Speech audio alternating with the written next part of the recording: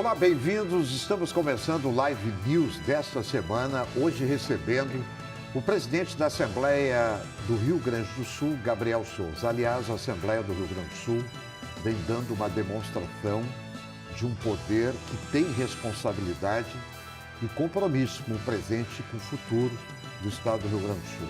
Lá atrás, cortou auxílio, pensão, cortou a aposentadoria dos deputados, fez, olha, projetos aprovados assim muito importantes, principalmente na área ambiental, fez o enfrentamento, sim, com o Poder Judiciário, com a Procuradoria-Geral do Estado do Rio Grande do Sul, com sucumbência, enfim. A Assembleia do Rio Grande do Sul é hoje um orgulho para os gaúchos. Todas as dificuldades que tem, aqui, telespectador, deputado estadual não recebe auxílio moradia, mas os conselheiros do Tribunal de Contas, até poucos dias atrás, estavam recebendo. Aliás, teve conselheiro, como o Marco Peixoto, que botou 600 mil no bolso. É um espetáculo o Tribunal de Contas. Aliás, mais um detalhe para você. Eu recebi o presidente da Câmara Municipal de Quaraí, desesperado aqui em Porto Alegre, o resultado de uma CPI que foi feita lá, que o PT desapareceu em Quaraí com 40 ar-condicionados, aparelhos de ar-condicionado. Aí foi na Assembleia, Assembleia aberta. Foi no Ministério Público aberto. Foi no Tribunal de Contas, as portas estão fechadas, sabe por quê? Eles estão trabalhando em home office. Criem vergonha na cara, senhores conselheiros do Tribunal de Contas, e façam o dever com responsabilidade, porque o Tribunal de Contas do Estado do Rio Grande do Sul gosta muito de enquadrar prefeitos e vereadores. Mas governadores, desde a década de 90, sobe governador, desce governador, o Estado foi colocado no calabouço e o Tribunal de Contas não viu nada.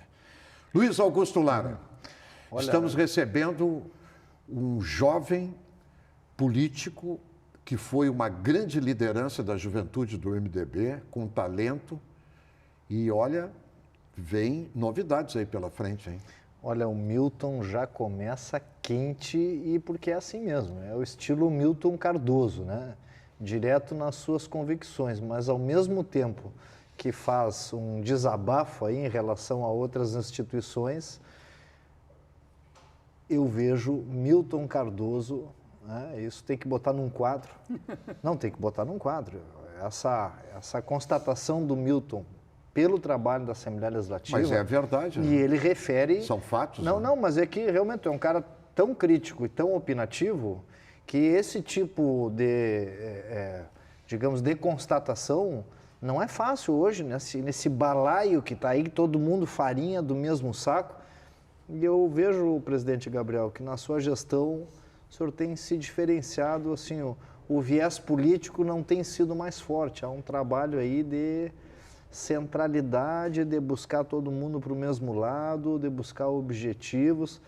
Fale um pouco para nós aí sobre esses 6 primeiros meses aí, a metade do seu mandato como presidente da Assembleia. Seja bem-vindo. Prazer muito grande tê-lo aqui conosco. Prazer é meu, novamente, estar aqui na Live News da Bandeirantes, com o Milton Cardoso e o meu querido amigo, o deputado Luiz Augusto Lara, que aqui é também apresentador, né? Não é deputado, mas é meu colega, foi presidente da Assembleia Legislativa nessa legislatura.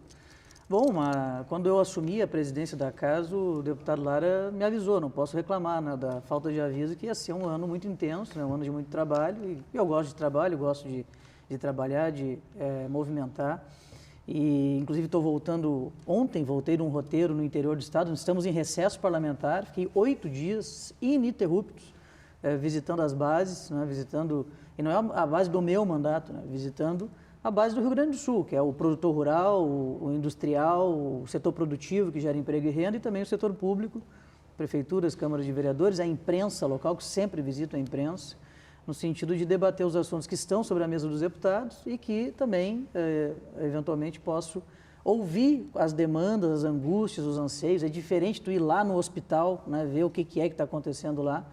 É diferente tu ir lá na estrada, né, com um buraco, às vezes não pavimentada, né, enfim, lá no batalhão da Brigada Militar. E outra coisa é você receber esses pleitos por ofício, por videoconferência, por mensagem de WhatsApp, são coisas diferentes, né? Me possibilita realmente entender o que o gaúcho e a gaúcha está passando, né? E representar melhor a população na Assembleia Legislativa junto com meus colegas. Então, o Milton falou, eu quero agradecer a justiça, né, na sua fala, porque realmente o Lara, quando diz que o Milton é uma pessoa crítica, ele é, e eu acho muito bom a imprensa ter essa liberdade, né, de criticar, de opinar e de, muitas vezes, provocar, mas a verdade também é que quando a gente vê os fatos acontecendo, não é, para o bem da sociedade, é bom também reconhecer, né, e foi isso que aconteceu agora, na medida que a Assembleia Gaúcha é o órgão que realmente, o poder, aliás, do Estado, que está dando exemplo, cortando a sua própria carne, inclusive ajudando no combate à pandemia com repasse de recursos. Nós repassamos 20 milhões de reais ao Executivo este semestre, na área da saúde, né? Todos os hospitais gaúchos, são 258 hospitais, receberam recursos da Assembleia, que também articulou a vinda de recursos do Poder Judiciário, Ministério Público, Defensoria e Tribunal de Contas, e também no auxílio à economia, o setor de eventos tão prejudicado recebeu também 7 milhões de reais da Assembleia no auxílio emergencial gaúcho. Então estamos aí com o semestre já encerrado e indo para o próximo semestre cheio de outras pautas importantes para debater. Eu não sei se o telespectador prestou atenção, deputado Gabriel Souza, o senhor que é o presidente da Assembleia, nós dois, né, em respeito ao telespectador, estamos aqui de casaco, gravata, enfim, mas você sabe como é que é, né? Tem essa inversão de valores da juventude, os jovens, que vem de blusão, né? Bonito, elegante e tal. Tem que sobrar para mim, né? As horas que ele quer me empurrar para fora da bancada, entendeu? Se não é aqui, ó, a Cissa, o Meneghetti, eu pergunto para o telespectador, ele já tinha me empurrado para fora. Como é que um jornalista, radialista, publicitário recebe o presidente da Assembleia no canal de televisão de blusão, assim, como se estivesse na beira da lareira, em Gramado, Canela. Mas isso é pela informalidade, pela amizade que a gente tem aqui. Para de fazer intriga com a gente aqui, rapaz. A verdade é que o que interessa para o povo não é a minha roupa, o que interessa para o nosso telespectador não é a roupa, é aquilo que a Assembleia está fazendo com dinheiro público. E, olha, eu quero dar o testemunho. Quinta-feira passada, a produção aqui me pediu, na quarta-feira, para conversar com o presidente Gabriel, se ele poderia fazer aqui um rescaldo desse primeiro semestre, né, e projetar o segundo semestre, e eu liguei para ele estava no interior. Pejuçara, cara. Pejuçara, ele disse, olha, eu estou indo para um local, eu até posso dar entrevista aí por internet, mas eu não sei nem se tem internet.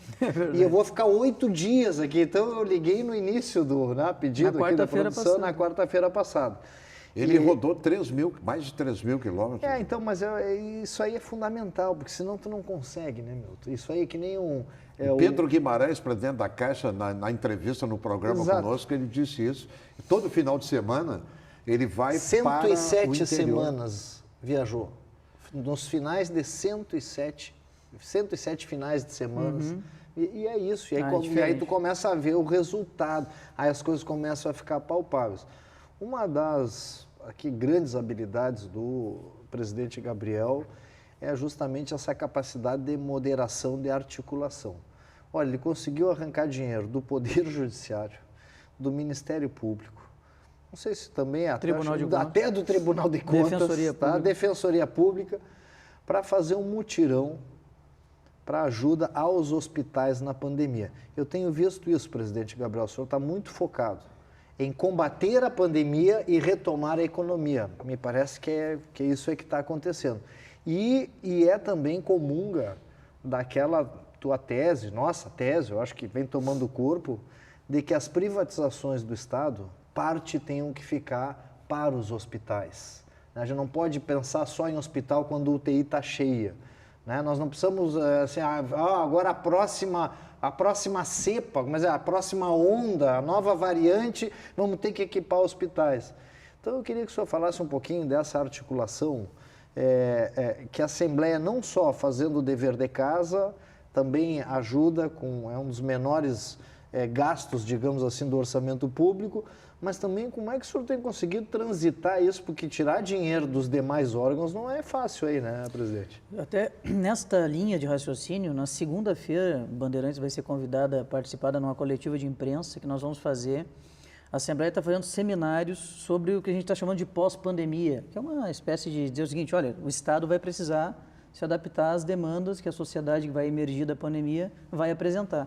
São demandas oriundas da própria pandemia que ainda vão restar, né, de impactos que a pandemia produziram negativamente em vários setores e também de demandas novas, que nós nem sabemos quais são ainda, né, em virtude da mudança do comportamento das pessoas durante a pandemia. Então, fizemos seminários sobre várias áreas e um deles foi sobre saúde. E depois de todo o seminário, isso é uma coisa inédita, Milton, que me parece que a Assembleia do Rio Grande do Sul está fazendo, que é uma questão de não parar no seminário. A gente faz uma pesquisa de opinião na população, baseado no que foi discutido no seminário, para testar eventuais tendências já de comportamento da população, verificar se já está acontecendo.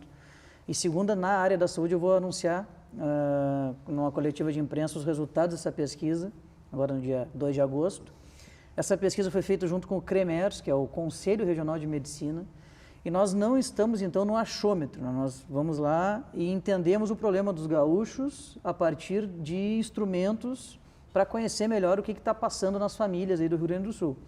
E essa questão da saúde, nós estamos percebendo um aumento da fila de espera dos pacientes não Covid durante a pandemia. Esse é um problema, né? Então, aumentou 65% a fila dos pacientes com cirurgia cardiovascular. Transplante de órgão, 24% de aumento da fila dos órgãos, de determinados órgãos, de vísceras, e 54% de tecidos, transplante de tecidos. Né?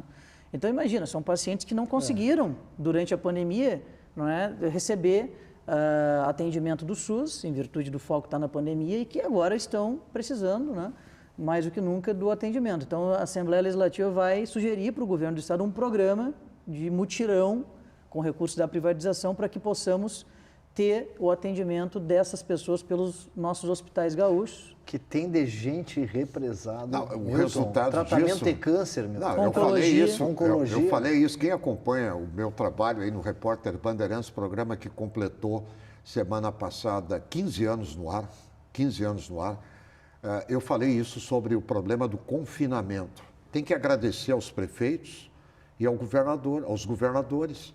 Tranca tudo, fecha tudo, proíbe tudo. Eu estive na Santa Casa na época e a emergência do Dom Vicente Scherer estava vazia. Eu conversei com o doutor Luquezzi, com a equipe toda lá da Santa Casa, do Complexo Santa Casa, eles estavam apavorados, porque os pacientes desapareceram dos hospitais e tinha que aguardar com leito medo da Covid. grande mídia. A grande mídia dizia assim, a mídia é responsável por isso também. Fique em casa, senão você vai morrer. Então as pessoas pararam com os tratamentos. Olha as sequelas disso. Muita gente morreu e vai morrer. Morreu o Chiquinho do Barranco, morreu o Leandro do Sgt. Peppers, morreu o Capacete do Chips. Nada a ver com Covid. Né?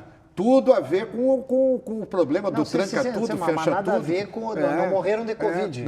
O nosso querido amigo, né, que eu estou torcendo para que se recupere, está em São Paulo fazendo tratamento, o Pedro Teixeira, da Planalto, um AVC, um AVC pesadíssimo, né, paralisado. Quer dizer, tudo isso é resultado do tranca tudo, fecha tudo. O cara fica em casa, não vai ao hospital, mas também tem a questão que se obrigava hospitais a reservarem leitos clínicos Covid e aí represa outras demandas. Não, e então, também é o seguinte, que o meu pai precisava fazer um procedimento simples. Sim. E não pôde fazer porque... Olha aí, ó. Porque o médico dizia, olha, melhor não fazer agora, é eletivo, Sim. né? Melhor não fazer agora. Claro, é um procedimento que não é estético, né? É terapêutico, Sim. mas eletivo, né? Então, não é uma emergência, tem uma diferença. Mas veja, pode virar emergência a qualquer momento, na medida que não fez, né? Sim. Então, é uma questão... E vai desaguar agora esse ano. E deságua agora, né?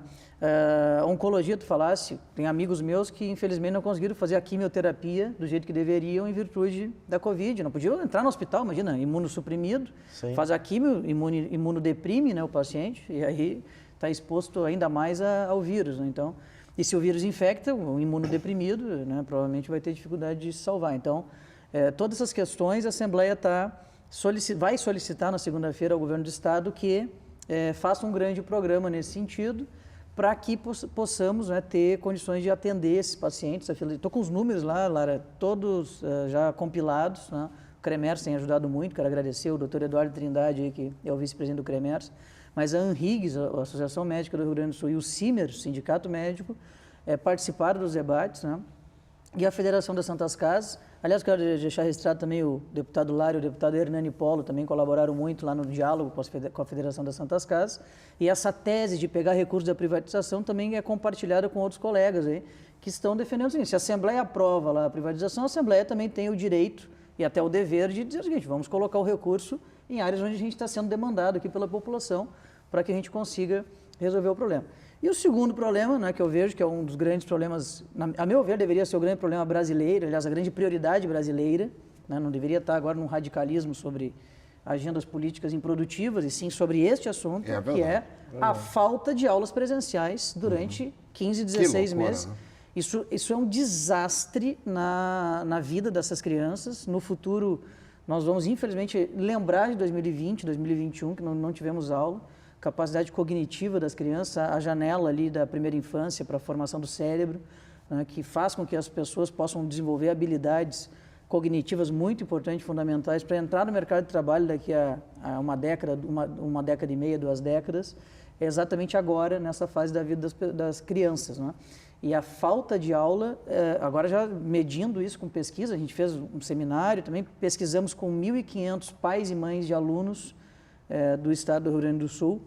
Foi no dia que a secretária anunciou até o 4º ano no ensino médio, foi no nosso evento lá que ela anunciou, porque nós começamos a perceber, primeiro, que o ensino remoto ele tem deveras dificuldades, né, severas dificuldades, de conseguir progredir somente ele. Então, tu tem um ensino híbrido no futuro, terá um ensino híbrido no futuro, com questões presenciais e não presenciais, mas só o remoto não funciona. Né? Sim, sociologicamente, e não é nem socialmente. Olha aqui, a Assembleia pagou a internet dos alunos. No ano passado, o presidente Hernani Polo, o deputado Lara se lembra, pagou a internet de 819 mil alunos e 90 mil professores. Só que não adianta, não é só a internet, não é só o equipamento, é o ambiente familiar, o contato, o convívio, porque não é só português e matemática, que aliás tem que reforçar matemática, física e química, né? Milton, nós temos que fazer um intervalo. Na volta do intervalo, eu gostaria de ouvir do presidente temas como privatização, concessão de estradas, preço de pedágios, o que a Assembleia está pensando. E aí, logo, em agosto, está chegando privatização da Corsã. Vamos entrar nesse tema. Que é importante. Mas logo depois do intervalo, né, Milton? Estamos recebendo com muito prazer, nesta manhã, né, o presidente da Assembleia Legislativa do Estado do Rio Grande do Sul, que é um jovem político com talento, né, e com compromisso com o presente e futuro do nosso país, Gabriel Souza. Vou fazer um intervalo, mas antes de fazer o intervalo, eu gosto de corrigir, porque eu falei do Tribunal de Contas, que está com as portas fechadas, mas o Tribunal de Justiça também. Tanto é que a Ordem dos Advogados do Rio Grande do Sul teve que entrar no Conselho Nacional de Justiça para pedir, hein, desembargador Voltaire de Lima Moraes, vamos botar o tribunal para funcionar, o que está acontecendo? Funcionar normalmente. Vamos fazer um intervalo, voltamos em seguida. Luiz Augusto Lara, Gabriel Souza, fique aí, nós voltamos em seguida.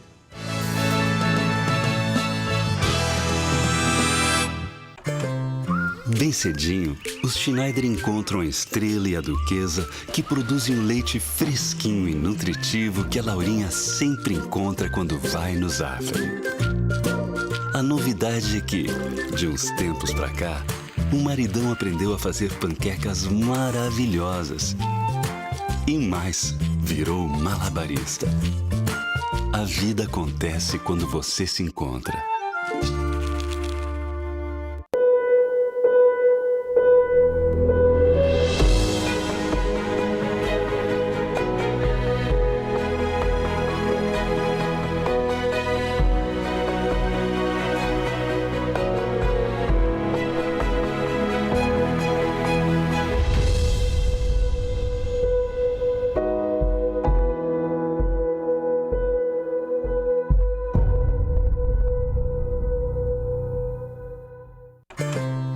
Bem cedinho, os Schneider encontram a Estrela e a Duquesa, que produzem um leite fresquinho e nutritivo que a Laurinha sempre encontra quando vai no Zafari. A novidade é que, de uns tempos pra cá, o maridão aprendeu a fazer panquecas maravilhosas. E mais, virou malabarista. A A vida acontece quando você se encontra.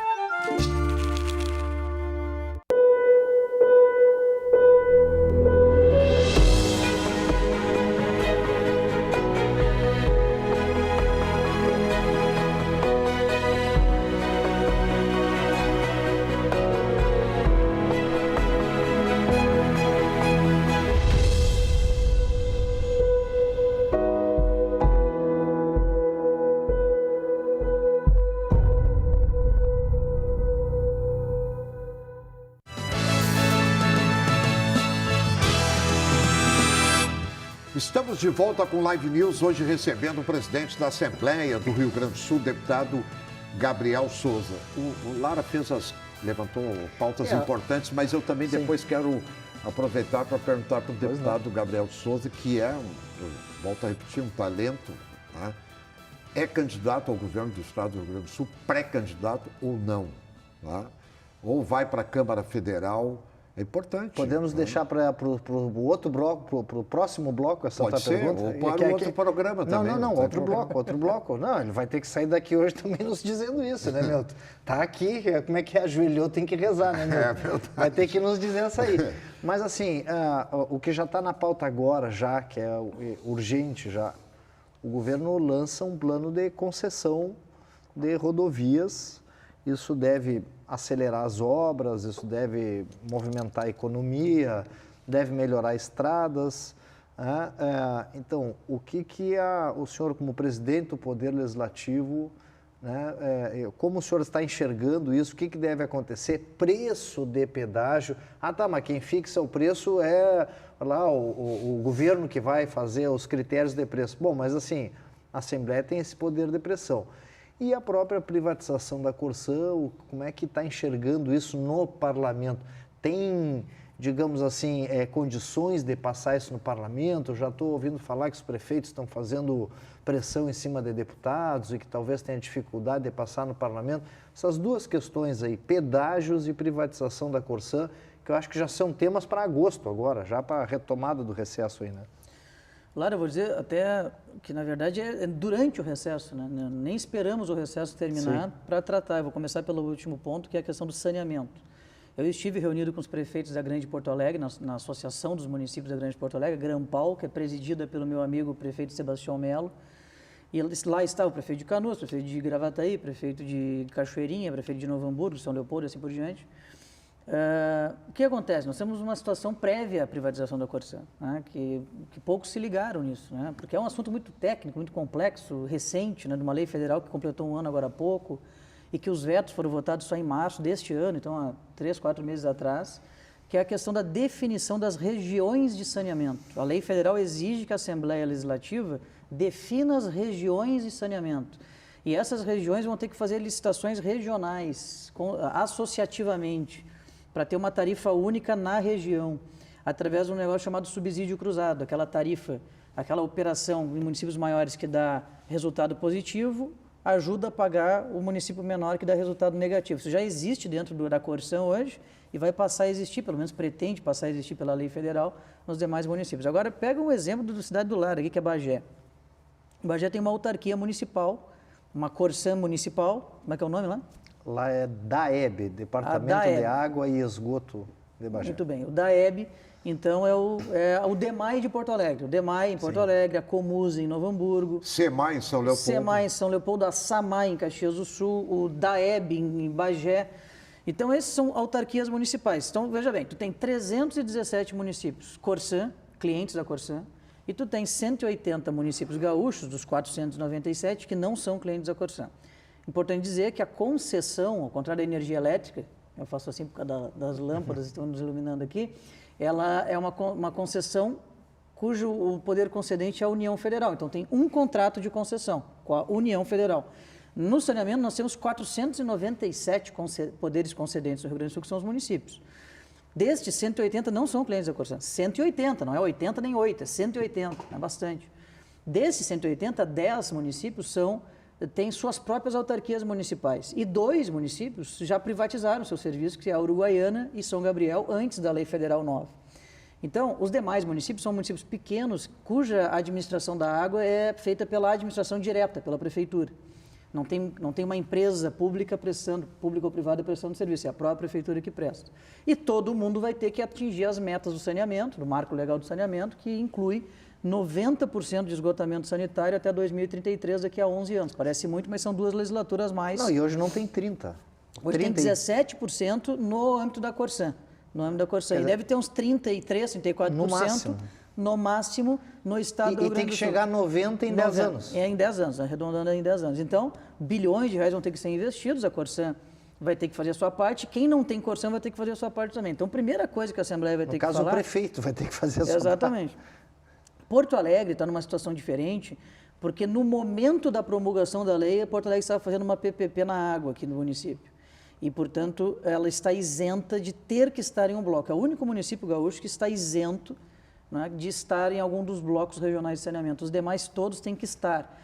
Tem que estar, não, eles podem ou não aderir, só que se não aderir, vão ficar inviabilizados de pegar financiamento federal. Se não aderir, a responsabilidade é do prefeito, que vai ter que assinar lá dizendo que ele vai cumprir... Sozinho. Que daqui a 10 anos vai ter 90% de saneamento. Sem recurso federal. E sem recurso a União Federal não vai poder passar recursos do Orçamento Geral da União, nem dos bancos públicos. Sim, isso é meio ambiente, é o que dá problema.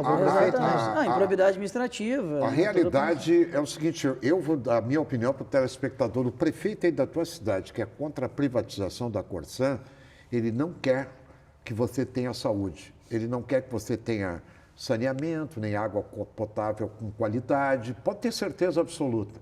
E dá uma olhadinha se ele não é de partido de esquerda ou com viés, alguma coisa assim, político e tal, porque é o seguinte, não tem como. A carga que a Corsan tem, tá? Que é uma usina de ações trabalhistas, é um negócio assim, ó, fora da realidade. Não tem como atender o marco regulatório de saneamento básico que foi aprovado pelo Congresso Nacional nas condições que nós temos a Corsan hoje.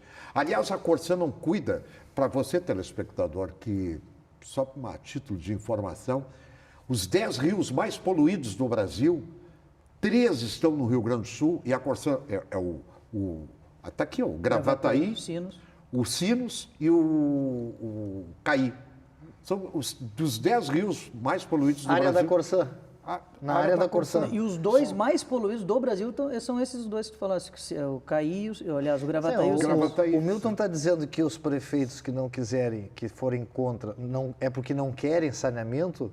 Eu estou entendendo, é porque o cara não vai conseguir atingir a meta até daqui a 10 anos. Ele vai continuar com 30%, 20% de saneamento e não os 90%, é isso? Não tem como. O cara não tem como fazer, tem que privatizar, não tem como. Não tem como. Então, o debate... E tem clima para isso na Assembleia? Tem voto para isso na Assembleia? Como é que nós temos que fazer assim? Nós temos que fazer aquele velho ditado do gaúcho. Uma coisa é uma coisa, outra coisa é outra coisa. Quer dizer, tu organiza primeiro a regionalização, deixando mais tranquilos os prefeitos de cidades menores, porque eles vão ter segurança de que vão estar em regiões definidas pela Assembleia em lei que vão ser atendidos por alguma empresa. Aí, se a empresa é pública ou privada, o que interessa é o serviço. Né? Interessa para o contribuinte se a empresa é pública ou privada? Claro. Interessa receber o serviço e o valor o serviço da água, e modicidade tarifária. Isso aí, e a tarifa. E o que o senhor está colocando, deputado, assim, ó, eu vou dizer mais uma vez aqui, qual é o segundo lugar que está aqui um ex-secretário de turismo, de fluxo turístico do Brasil? Do Brasil, Gramado. Falta água em Gramado no verão. Faltou água, falta água, abastecimento de água. Sem água. Segundo polo turístico do Brasil. Gramado, falta água. Só perde para o Rio de Janeiro. O litoral norte, quantas vezes fica lá o pessoal também pendurado? Fica lá em Tramandaí, minha cidade, no verão falta pressão na água. Bom, mas e tem voto para aprovar isso, será, na Assembleia? Sim, na sua febre, eu estou tirando a febre. Eu não posso, né? Tu já foi presidente, sabe que a gente tem uma função ali mais de mediação, mas a verdade é que a minha impressão é que o ambiente político vai ser muito mais favorável se nós conseguir definir antes o que tem que ser definido antes, que são as regionais. Então, eu tenho dito, eu mandei um ofício para o governador Eduardo Leite, dizendo, como presidente da Assembleia, solicito o envio dos projetos de leis da regionalização. E aí chegou o projeto da regionalização na Assembleia. Está protocolado o ofício lá no mês de final de maio, se não me engano, mês de junho. Quer dizer, com isso é uma construção que daria tranquilidade aos prefeitos. Porque daí o prefeito da cidade menor, que hoje é atendido pela Corsan, qual é o medo dele? Privatiza a Corsan sai do meu município, porque o meu município, em tese, não dá lucro. Não pode, porque a regionalização diz que é todo mundo junto. Sim. Né? Então, se nós vamos definir os 317 municípios atendidos pela Corsã hoje, Corsã. num bloco único, não interessa se a Corsã é pública ou privada. O que já saberemos é que a empresa Quem comprar tem que cuidar dos é pequenininhos. obrigado, não é que não quero. Não, é obrigado. Vai comer o filé, tem que roer o osso. Exatamente, do ponto de vista econômico e financeiro, sim. Tá, Então, por isso que primeiro tem que definir as regionais. E mais, aí vamos lá, supomos que botamos lá Novo Hamburgo, Bagé, municípios menores, porque os municípios não precisam ser contíguos nas regiões, pode ser um distante do outro. Tá? Então, nesse bloco de saneamento, o que tu vai fazer com o DAEB lá em Bagé? O que tu vai fazer com a Comusa em Novo Hamburgo? Sim. A estatal já existe, tu entende? Então, tu vai ter que ter uma licitação regional para essas estatais, para esses municípios. Com uma tarifa que vai ser igual em Três Forquilhas, lá no Litoral Norte, que é uma cidade pequena que vai estar num bloco, e em Novo Hamburgo, porque eles vão estar irmanados. A grande pergunta... Entende? E daí, só para entender o problema aqui, vamos supor o seguinte, Novo Hamburgo, Bagé, que é exatamente a polêmica de agora, né? Foram esses prefeitos, estou citando esses municípios, com muito carinho, né, por todos esses municípios, mas são os municípios que estão dizendo, olha, nós temos essa ponderação a fazer. Supomos que perca numa das unidades regionais, digamos que um desses grandes municípios não faça adesão à unidade regional, porque não é obrigado a aderir, e diga, não, eu vou enfrentar e vou fazer com a minha estatal municipal aqui os investimentos, mesmo sem o dinheiro federal. Eu acho que é muito improvável que consiga, mas, enfim, não é descartável que alguém queira fazer assim. O que vai acontecer com os pequenos municípios? Esse bloco vai desequilibrar o equilíbrio econômico financeiro, desequilibra, aumentando muito o preço da tarifa. E nós não podemos ter tarifa de água e nem de esgoto cara. Era essa a pergunta. Aí eu tenho que pegar esse município e botar no bloco da Corsã. Bom, então é o seguinte, entendeu? Pela Assembleia, a Assembleia tem como colocar... Esses municípios pequenos eu tenho que botar... Não, é a Assembleia que tem que fazer. A Assembleia tem como colocar amarras para que a tarifa... Porque não adianta privatizar a Corsã, se livra das ações trabalhistas e a tarifa é mais cara do que a tarifa da Corsã.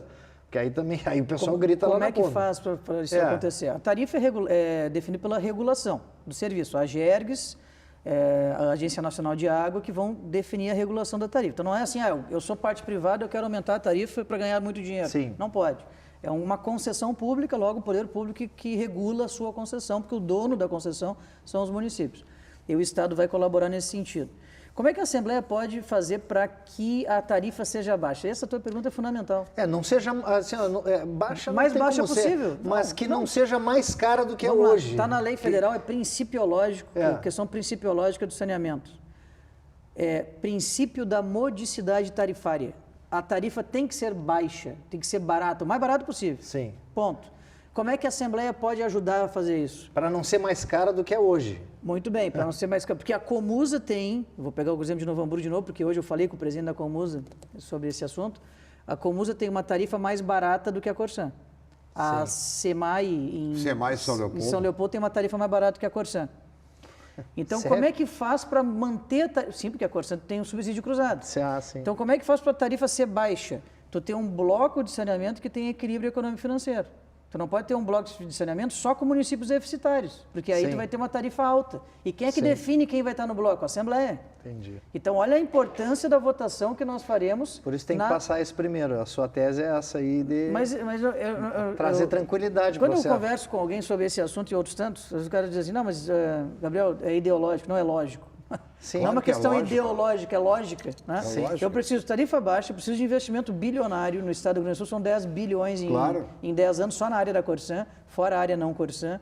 Eu preciso atender as metas do plano do marco regulatório pelo fato da lei exigir e pelo fato das gerações futuras, porque saúde pública, meio ambiente e desenvolvimento econômico e social passam pelo saneamento. Então, como é que tu faz isso tudo?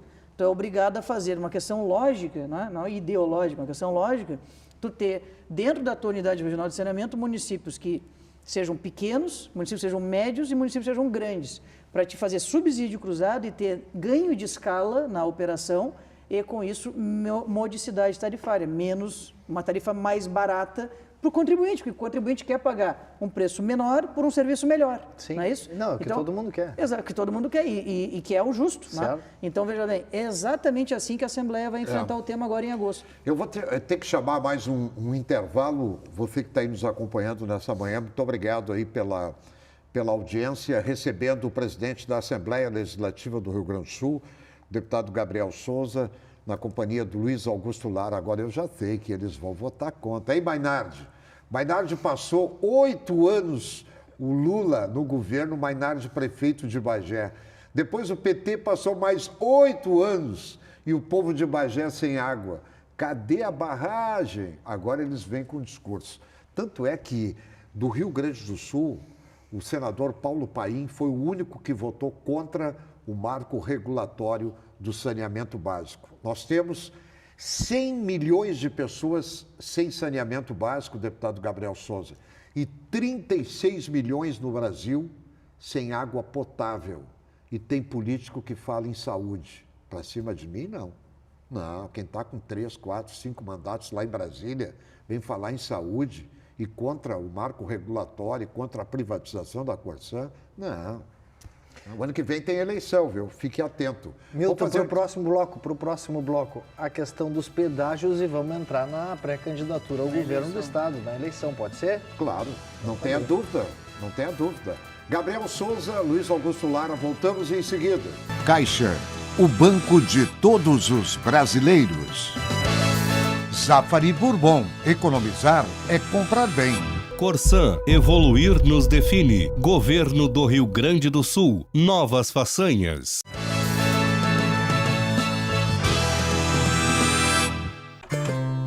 Bem cedinho, os Schneider encontram a Estrela e a Duquesa, que produzem um leite fresquinho e nutritivo que a Laurinha sempre encontra quando vai no Zafari.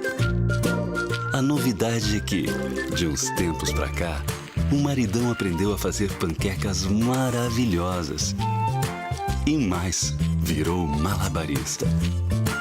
A vida acontece quando você se encontra.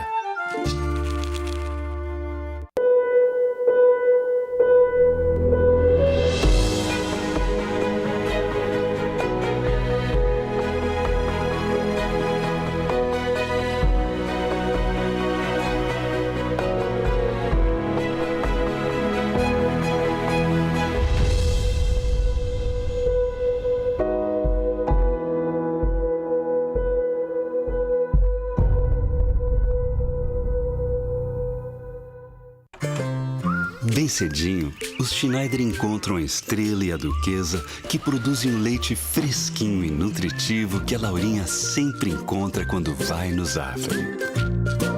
A novidade é que, de uns tempos pra cá, o maridão aprendeu a fazer panquecas maravilhosas.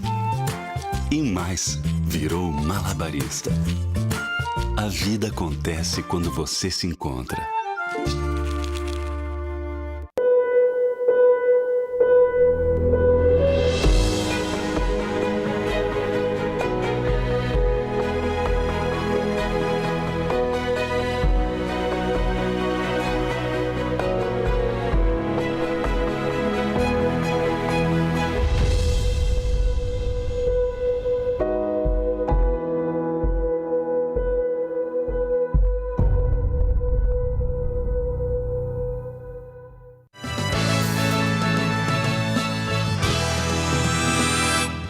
Estamos de volta com Live News, hoje recebendo o presidente da Assembleia do Rio Grande do Sul, o deputado Gabriel Souza, sempre em nome da Corsã, em nome também de novas lojas agora aqui em Porto Alegre, a loja em Teresópolis e a loja no Jardim Lindóia, do Zafari. Zafari Bourbon, economizar é comprar bem, né? Corsã, governo do Rio Grande do Sul, novas façanhas, Caixa, o banco de todos os brasileiros.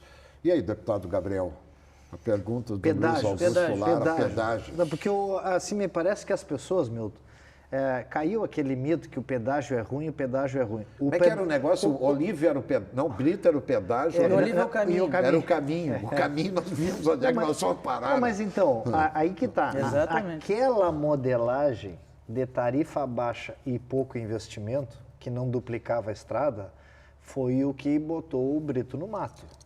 Agora nós estamos vendo o seguinte, ó, tu pega aqui a BR-101, vai em direção, vai atravessar o Brasil aqui, Santa Catarina. Tu tem pedágio a R$ 2,70 com estradas de primeiro mundo. Então o problema não é o pedágio. Não são tão de primeiro mundo e eu tenho falado para a agência reguladora e de fiscalização da Freeway Não é possível, eu passo na Freeway semanalmente, que a Freeway continua sem proteção no meio das duas pistas, tá? Porque tem acontecido acidentes fatais. O pessoal atravessa ali, né? Exatamente. É. Exatamente. Tem que ter uma proteção no meio e não custa nada, porque olha o que cobram de pedágio, né? Não, na mas Freeway. ok, tá certo, é verdade. Mas nós tínhamos o caso da BR-290 pedagiada e sabe o que é a BR? A EGR pedagiada. Então, pedágio É o caro. guarda-rail que chamam, né? Guarda-rail. É. Mas eu vou falar um pouquinho de pedágio. Vamos Veja bem, lá. primeira coisa é o seguinte, ó, piada pronta, tá? Rio Grande do Sul é um estado que, num determinado momento, o governo Tarso, depois de muitas situações aí que, desde o final do governo Brito, o adesivo aquele, Olívio é o caminho, Brito é o pedágio, vimos qual é o caminho que foi perseguido, né? Buraco, sem duplicações, sem investimentos. O que aconteceu? O governo Tarso teve uma brilhante ideia. Olha, nós não temos como cuidar, nós, Estado, não temos como cuidar das nossas principais rodovias. O que é que tu faz quando o Estado não consegue, não tem fôlego, não tem recurso para cuidar de algum serviço público? Ele faz uma concessão para a iniciativa privada. Uma parceria público-privada, que nem fizeram nos aeroportos. PPP, concessão, sei lá o que for, ele Ou vai... tem outro caminho, que era o caminho do Reis Veloso, quando era ministro, que era o seguinte, tu está precisando de dinheiro no teu estado, vai lá e cria uma estatal e depois tu vem em Brasília que eu te dou o dinheiro. É exatamente isso que aconteceu. O que o Estado fez? O Estado, não conseguindo cuidar das suas estradas, terceirizou para o próprio Estado. Criou a EGR, Empresa Gaúcha de Rodovia. A piada pronta. Né? Por óbvio, não é a melhor forma de cuidar de rodovias pedagiadas. O próprio Estado administrar e aí de 150 quilômetros de rodovias... Uma terceirização estatal. Terceirizou para ele mesmo, né? Criando mais um penduricalho, né? E mais uma organização da administração indireta. E aí o que aconteceu foi que dos 150 quilômetros de estradas da EGR, administradas pela EGR, nós temos hoje só 7 quilômetros duplicados. Né? O Rio Grande do Sul é um estado que no início da terceira década do século XXI, 2021, nós não temos duplicação entre a maior cidade do interior do Rio Grande do Sul e Porto Alegre num trecho de 100 quilômetros, que é Caxias do Sul, Porto Alegre. Nós não temos Porto Alegre, Caxias, nós não temos Santa Maria, Porto Alegre, e nós não temos Gramado, Canela, Porto Alegre duplicado. Na região de Bento Gonçalves também, né? É a Serra Gaúcha ali. Serra Então, Gaúcha. O maior polo metal mecânico do sul do Brasil é Caxias. Né? Tá lá Randon, tá lá a Grale, tá e lá o turismo Marco também, Polo, né? o turismo, né? A Rota dos Vinhedos. O acesso ao porto de Rio Grande. Vamos combinar que não tem condições. Vamos pegar agora o ranking de competitividade feito pelo CLP, que é o Centro de Liderança Pública. A Assembleia fez, acho que desde a gestão do Lara, uma parceria com o CLP. Do Hernani. E esse ano eu assinei um termo de cooperação técnica com o CLP nos assessora nesse assunto. O CLP é uma organização da sociedade muito competente sobre gestão pública no Brasil. O que acontece? O CLP diz o seguinte, nós somos a quarta economia brasileira e a oitava em competitividade. Vamos tentar entender por que nós não somos o quarto em competitividade. Um dos principais problemas é nós somos o 19º em infraestrutura. Sim. 19º em infraestrutura em 27. Perdemos para Paraíba, para o Piauí, para o Maranhão, nada contra os estados, mas são estados mais pobres. Mais do que isso, em qualidade de pavimento da rodovia, nós somos o 12º. Sendo que o estado de Santa Catarina e do Paraná estão entre os 4 estados com melhor qualidade de pavimento, estão competindo conosco aqui na região sul. E ainda eu vou botar entre os 4, podia botar entre os 3, porque o primeiro é o DF, o Distrito Federal, que é uma unidade federativa muito pequena. Então, veja bem, nós temos um gravíssimo problema de infraestrutura no estado. Nós não temos... O DAER tem 150 milhões de reais de orçamento médio na série histórica do DAER nos últimos anos. É mais ou menos o orçamento de Frederico Westphalen, né? Só para o Frederico Westphalen. Imagina. Né? Tu imagina. Então, certamente não é nem de perto o dinheiro necessário para fazer... Desculpa lhe interromper, a senhora acha que tem que ter DAER e Secretaria de Transportes? Acho que o estado do Rio Grande do Sul teria que rever a situação do DAER, porque o DAER hoje ele está, embora lá o esforço de muitos servidores, lá eu quero reconhecer, a começar pelo nosso diretor-geral Luciano Faustino, mas há uma série de problemas. Sem capacidade de investimento. Exatamente. Não, e tem a burocracia interna também, né? E sem capacidade nenhuma de investimento. Então, 150 milhões de reais. Agora, o dinheiro da privatização da CE, 2 bi 700, 1 bi 300 vai para as rodovias. Então, nós vamos antecipar 9 anos o orçamento do DAER. Como se pegasse 9 anos do orçamento do DAER e colocasse 1 ano e meio, 1 bi 300. Isso vai dar um fôlego para as rodovias não concedidas. Nas rodovias concedidas, que tu precisa ter duplicação, não tem outro jeito a não ser fazer a concessão de iniciativa privada e a remuneração dessa concessão é pela tarifa do pedágio. Então, quanto é que custa a tarifa, Gabriel? É um cálculo, pega uma tabela de Excel, e diz o seguinte, o que é que nós queremos de investimento? Queremos duplicação, queremos guarda-reio, queremos guincho 24 horas, queremos ambulância, queremos isso e aquilo, passarela, viaduto, túnel, etc. Coloca tudo dentro dessa planilha. Qual é o VDM da rodovia? Volume diário médio de veículos que passam? X. Tu vai ter que dividir em tantos anos quantos veículos passam por ali versus o tamanho do investimento e o custo da manutenção do pavimento para calcular o preço da tarifa. Vai dar Y. Tá? Essa tarifa vai ser mais cara à medida que tem mais investimentos e mais barata na medida que tiver menos investimentos. Então, quanto melhor a rodovia, mais caro em tese vai ser o pedágio, pelo menos no início do processo, que tu tens que fazer os grandes investimentos. Então, entre o ano 2 e o ano 5, dos 25, 30 anos do contrato, nessa modelagem que o Estado está apresentando, vai haver os grandes investimentos, os principais investimentos, para o contribuinte já ver logo na largada que a coisa está acontecendo e está andando. Né? Então, dentro desse contexto... Quer dizer, o próximo governador já vai pegar um canteiro de obras em movimento. Com certeza. E será que nós temos aqui um próximo governador? Pode ser o próximo governador e o próximo vice. Porque pode ser os dois. Pode ser os dois. Não, Milton, ele quer me tirar do programa. O resto não vai atrás, que é... É talento político, tem vocação para a política, tem que seguir. Estou observando aqui, né? Pouco contato, assim, mais acompanho de longe. Tem muito talento, tem conteúdo, tem vigor, tem tudo para ser disposição. Se o MDB quiser. Tá pronto para entrar em campo. Está pronto para entrar em campo. Mas por falar em entrar em campo, antes de entrar agora no último bloco, vamos querer saber dessas costuras para o governo do Estado, porque além de tudo ele é secretário nacional do MDB. Ele também, ele já andou desbancando um pessoal lá em cima, no velho MDB, que ele é daquela turma que está meio que fazendo a limpeza. O MDB cometeu um equívoco muito grande de não ter colocado o Alceu Moreira, presidente da Câmara dos Deputados. É o político mais preparado o MDB tinha e deixou de lado, botou o Baleia Rossi. Mas antes de saber se ele vai entrar em campo ou não para o governo do Estado, quem já está em campo é a nossa plateia virtual aqui, Milton. Olha aí. Está lá o André Duarte, a Janaína, Camila Vilar, a Graça, a Sônia Silva Charqueadas, está lá com chimarrão. Eu queria que esse pessoal que toma chimarrão aqui, você que toma chimarrão, explica para mim, como é que esse negócio de puxar uma água quente e botar para dentro do corpo isso? Eu não consigo entender. Carioca. Só ele era DJ do Ricardo Amaral, então o negócio dele é outro, entendeu? Ele gosta de tomar um suquinho aquele de canudinho com a laranjinha que fica do lado de fora. Frio aí, a Sônia tá certa, Sônia. Parabéns. Eu vou no suco Suvalanga, melhor. É Suvalã. Bom, vamos lá. Alaci, o Oberdan Lombardi, olha o que tem de gente aí que está nos acompanhando, a Marlene, a Janaína, o Bolinha lá de Barra Pacheco. do Ribeiro, estou vendo o Bolinha aqui, rapaz, o Bolinha sentado lá em Barra do Ribeiro acompanhando o nosso programa. Nós tivemos aqui esses dias, diretamente Pela primeira vez em 40 anos eu entrevistei um candidato em cima da cama. Alceu Moreira fez uma cirurgia de quadril, estava de cama. Sim.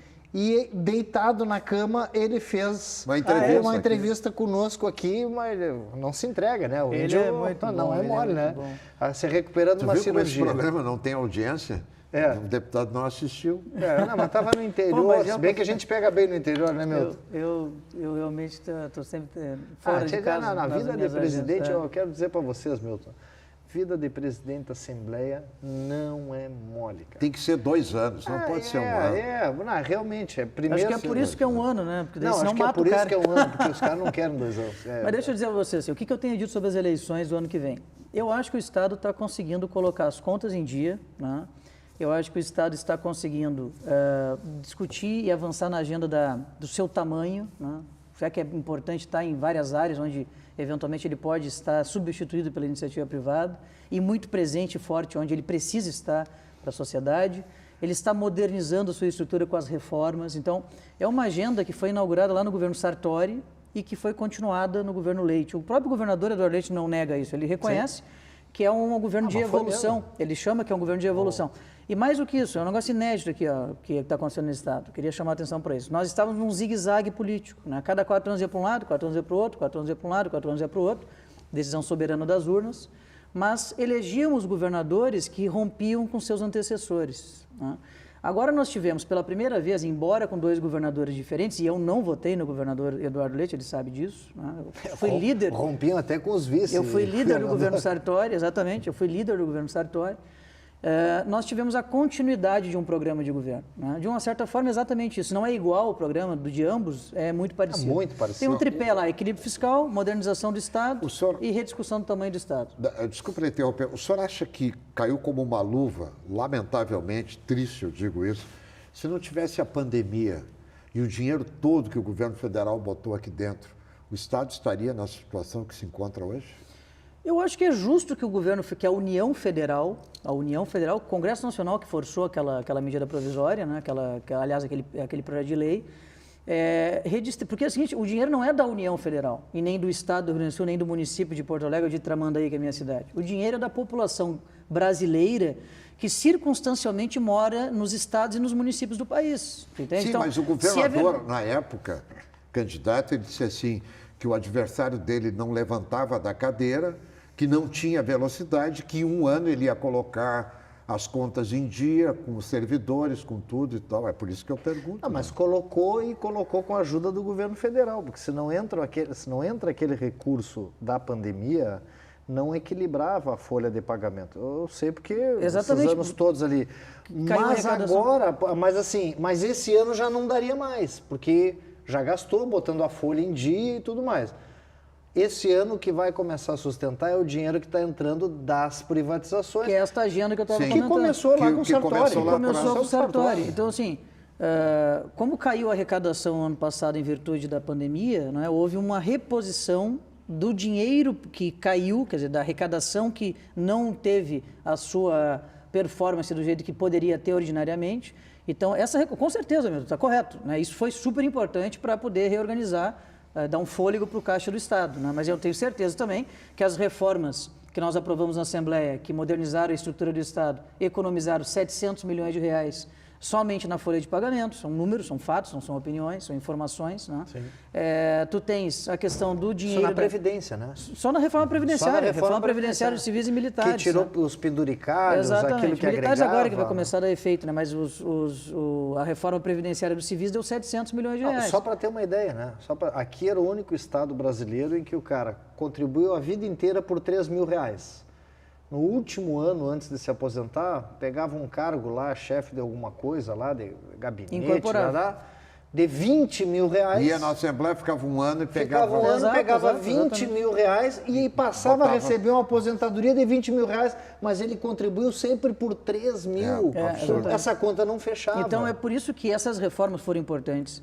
A questão do equilíbrio fiscal é importante, não pode gastar mais com a arrecadação, porque ao contrário da União Federal, não dá para emitir títulos da dívida para se endividar. Então, a capacidade de endividamento está exaurida desde o governo Tarso. Nós não podemos mais fingir que isso não é um problema. Isso é uma cultura, um legado que o governo Sartori implementou e que foi continuado nesse governo. Então, essas duas agendas, né, merecem ter uma terceira edição, é isso que eu tenho defendido. Tenho falado muito com os meus colegas, aí, deputados de vários partidos, e tenho defendido que o meu partido tem uma candidatura própria a governador, né? Certamente o nosso maior nome é do próprio governador Sartori, outro grande nome que nós temos é do deputado federal Seu Moreira. E o senhor também está entrando... Eu não tenho me colocado nesse sentido, né? Não tenho feito movimentos nesse sentido. O que eu tenho dito é que quero ajudar a construir, né? Ajudando a articular, a conversar. Mas o Sartori já disse que está fora e, Milton, respondendo a pergunta dessa última semana, né? O Milton me fez uma pergunta, também não sei, né? Mas grande chance do Sartori ser o candidato ao Senado. Mas o MDB com candidato ao governo do Estado não vai ter que abrir a vaga do Senado para compor, né? Eu quero mandar um abraço, porque eu sei que está nos acompanha esse programa sempre, né? Está aí na Rainha do Mar, que para mim é uma referência, acima de tudo, chama-se Pedro Simon. Senador Pedro Simon, aquele abraço fraterno aí, sempre torcendo pela sua saúde, o senhor com essa lucidez, nos ensinando como se faz política nessa caminhada. Simon é verdade. Aliás, temos que trazê-lo de novo. Ele deu uma entrevista fantástica aqui. Ele é maravilhoso. Ele entrou na entrevista dizendo assim, Milton, eu queria falar sobre esse assunto, mas ninguém me ligava, né? Eu aqui, eu já estava angustiado, foi Deus que te colocou no meu caminho, porque eu preciso falar sobre isso, Muito lembra? bom, muito bom. Ah, tomara que a Ele gente é- chegue, se nós chegar aos 80, Nossa. com a vitalidade que ele tem aos 90. 90. O MDB, 91. o MDB hoje, deputado Gabriel, ele tá unido, ele tem fissuras, como é que ele está para Não, eu entendo- uma eu- candidatura? Eu entendo que o MDB tem um partido grande, um partido gigantesco. É natural que eventualmente tenha divergências internas, mas não tem um racha interno no MDB. Nem deve ter, né? Porque o MDB ele tem uma bancada de 8 parlamentares, que é fundamental ali para a condução da Assembleia, assim como é o PTB, assim como são as outras bancadas, mas nós temos a nossa importância. Governamos 4 vezes o Estado, não é? Então, assim, não vejo nenhum problema nós eventualmente divergir. Aliás, acho salutar a divergência respeitosa, divergência produtiva, né? Construtiva, eu não vejo nenhum problema. Vejo que o MDB tem pensado e refletido muito sobre as eleições do ano que vem, no sentido de construir uma candidatura própria, não é? E nós temos esses 2 grandes nomes, como falei. O primeiro grande nome do partido, inegavelmente, é o governador Sartori. Ele vai ter um problema sério, mais uma vez, o MDB, que vai desaguar aqui a nível nacional. Porque o Renan Calheiros, o Eunício Oliveira, o Romero Jucá, Sarney, essa turma toda, já estão trabalhando a candidatura do Lula. Vai ter o Bolsonaro, vai ter o Eduardo Leite. O MDB daqui vai ficar numa situação... Então, aproveitar esses cenários aí que o Milton está colocando. Se fala também numa possível aliança, olha, se o MDB apoiar nacionalmente o Eduardo Leite, que aqui haveria chance do PSDB apoiar o MDB para tentar continuar esse projeto. Isso é quente ou é especulação? Isso não tem absoluto. Nós estamos 1 ano e alguns meses de eleição. Nossa agenda, né? Minha agenda como presidente da Assembleia é 100% voltada para as pautas que estão sobre a mesa. São várias, nós falamos muito sobre ela agora. Bastante. E tem bastante. Então não tem absolutamente nada firmado, nada consolidado. Tem muita conversa, né? E tem uma coisa que é verdade, né? Nós temos que conversar com todo mundo que pensa parecido sobre esse projeto. O que não dá para voltar para o zigue-zague, né? Sim. Quer dizer, nós temos 2 governos que fizeram todo esse esforço, 2 legislaturas de deputados que fizeram todo esse esforço. Estamos no caminho certo. Precisamos ter uma terceira edição desse governo, dessa agenda de governo. O MDB quer ter candidatura própria, tem que conversar com todos os partidos, né? Inclusive com o partido do atual, que compõe a base do atual governo, a começar pelo partido do governador, sem nenhum problema. Vamos ter que trazer o deputado Gabriel para outro programa, porque nosso tempo está estourado e eu preciso perguntar para ele, que é o seguinte, o ciclo como deputado estadual encerrou. O senhor vai para o governo ou vai à federal?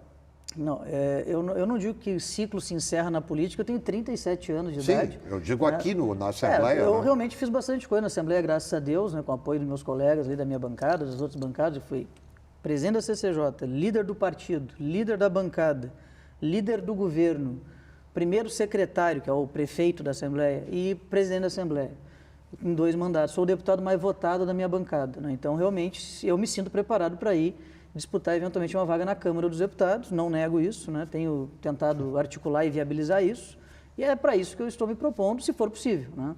Não sendo possível, por óbvio, vou ter que reavaliar. Se eu for candidato a governador, trocando em miúdos, ele é candidato a federal. Claro, e Luiz Augusto Lara poderá ser o vice de Alceu Moreira. Barbaridade, não, olha aí, Bom, tá aí, ser ó. o PTB vem aí, pode ser É um vice. baita nome, mas tu não Os vai dois TV livre de mim. Eu tô aqui no programa Marcação, Mas homem a homem, o contigo. vice não faz nada, não serve para nada. Vai continuar fazendo programa. Para que serve vice? Nossa, que barbaridade. Não, Vice, vice- nós temos um vice Vice Rafael foi atuante, muito rapaz. atuante. Aliás, na Vice próxima... Cairoli também foi muito atuante. Na próxima semana, a entrevista aqui é também dentro dessa linha dos pré-candidatos ao governo do Estado e também fazendo um balanço aí do primeiro semestre, o vice-governador delegado Ranolfo. Bom, estamos chegando ao final, eu quero agradecer. Vice é para pegar o espanador e ficar limpando a poeira. O Milton não é Ou mole. então ocupa uma secretaria de Estado, porque Tá realmente aí, ó. Não, vice, melhorou.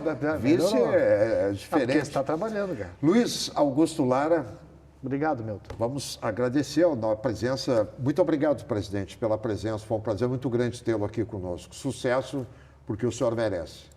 Obrigado ao Lara, ao Milton. Alegria estar aqui. Foi meio difícil de marcar, né, Lara, devido à correria nas agendas aí, mas fiz questão de vir hoje aqui. Gosto muito de estar aqui. Agradeço a audiência, agradeço a plateia virtual aí também que está presente sempre. E agradeço esses 2 grandes amigos que são ótimos comunicadores do nosso estado. Estou à disposição e vamos continuar conversando. Boa sorte, conte conosco, Obrigado. presidente. Boa Isso aí. sorte, presidente. Obrigado. Tudo de bom para o senhor. Estamos chegando ao final do Live News desta semana. Você encontra o programa nas redes sociais, quer rever esse programa no canal do YouTube Live News RS. Até a próxima.